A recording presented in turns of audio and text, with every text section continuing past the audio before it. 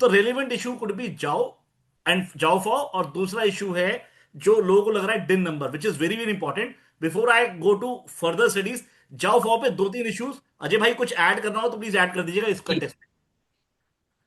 जाओ फॉर में इन्होंने क्या किया एवरीबडी नोस, और मैं कंटेस्ट बताऊंगा कहां प्रॉब्लम आई।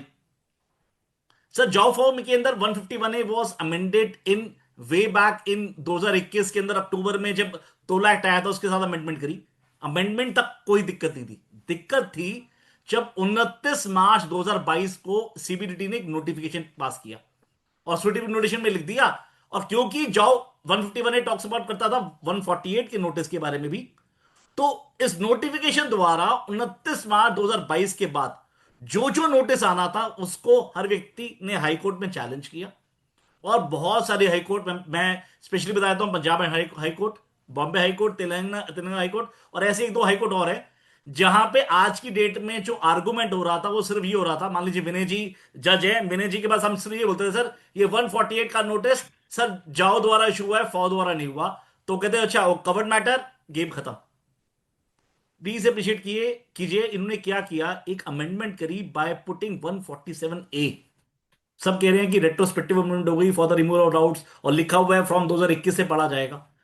सबसे पहला क्वेश्चन ये आएगा कि क्या 147A और अपडेट नंबर के लिए 292BA, एक नए सेक्शन से आप रेट्रोस्पेक्टिव अमेंडमेंट कर सकते हो क्या? मैं फिर से बोल रहा हूं, क्या एक नए सेक्शन डाल के आप रेट्रोस्पेक्टिव अमेंडमेंट कर सकते हो? आप बोल सकते हो for the removal of doubts, जो कभी सेक्शन कभी था ही नहीं। ये बहुत बड़ी प्रॉब्लम है और पहली बार ऐसा मैं देख रहा हूं किसी भी अमेंडमेंट में ये बात लिखी हुई है, फिर for the removal of doubts anything said in any by any court, any decree और एनी ऑर्डर और एनी जजमेंट। सर आज तक हमने ये सुना है और समझा है कि लेट अस से जब वोडाफोन का केस भी आया था 2012 में, या कितनी भी जजमेंट आई थी, वहां पे जजमेंट का नाम नहीं डालते थे कि हम इस जजमेंट को ओवररूल कर रहे हैं। हमेशा ये बोला जाता था कि अगर आपको रेट्रोस्पेक्टिव अमेंडमेंट करनी है आप बेसिस चेंज करते थे। आपने क्या किया, जब वोडाफोन का जजमेंट आया था सेक्शन 911 में एक्सप्रेशन 4, 5, 6 ऐड कर दिया था, रादर 5 एक्सप्रेशन 5, 6, 7 ऐड कर दिया था। तो जब बेसिस चेंज हो गया तो इस केस में क्या हुआ, रेट्रोस्पेक्टिव अमेंडमेंट हो गई। ये पहली बार बोला जा रहा है कि भैया किसी भी जजमेंट में बोला जाए, डिक्री में बोला जाए, ऑर्डर में बोला जाए, ये कुछ मेरे गले से उतर नहीं रही है। दूसरी बात आप नई सेक्शन ऐड कर रहे हो 147A, और दूसरी बात सेक्शन 292BA, ये पहला झगड़ा। अब प्रॉब्लम कहां पे आएगी जो बहुत इंपॉर्टेंट है, और मुझे लगता है अजय भाई शायद इस पॉइंट पे मेरे साथ एग्री करेंगे ये नहीं करेंगे, मैं हम डिस्कस करेंगे। पहले मैं जॉफो पे आऊंगा, फिर 292BA पे आऊंगा, फिर अजय पहले अजय भाई के इनपुट ले लूंगा जॉफो पे।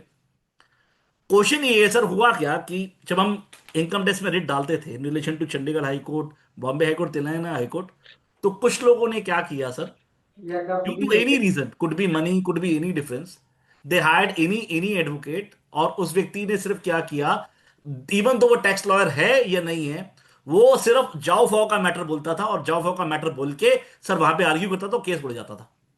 अब उसने बाकी इश्यूज 149 1B 148 151 वाले कोई भी ग्राउंड अलग नहीं लिए।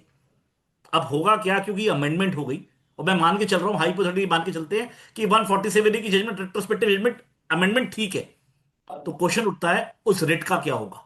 अब सुप्रीम कोर्ट में 17 फरवरी को मैटर आ रहा है, तो 17 फरवरी को मैटर आ रहा है तो क्या होगा, वो कहेगा already amendment was already done. मान ली सुप्रीम कोर्ट, जो मैंने लाइन बोली है कि 147A की नए सेक्शन डाल के अमेंडमेंट नहीं हो सकती, तो उस बात को अगर सुप्रीम कोर्ट नहीं मानता है तो उन रिट्स का क्या होगा।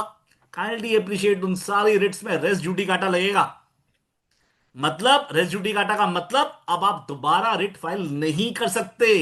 पर जिन जिन व्यक्ति ने रिट प्रॉपर बनाई होगी, जहां पे आपने ना केवल जॉफो का इशू लिया होगा, बाकी सारे इश्यूज भी लिए होंगे जो जुडिशियल इश्यूज हैं, वो रिट रिवाइव हो जाएगी। मैं फर्क बता रहा हूं आपको, वो व्यक्ति जिसने सिर्फ ये इशू लिया और अपना नोटिस क्वैश करा लिया या असेसमेंट क्वैश करा ली, वहां पे रेस ड्यूटी काटा लगेगा।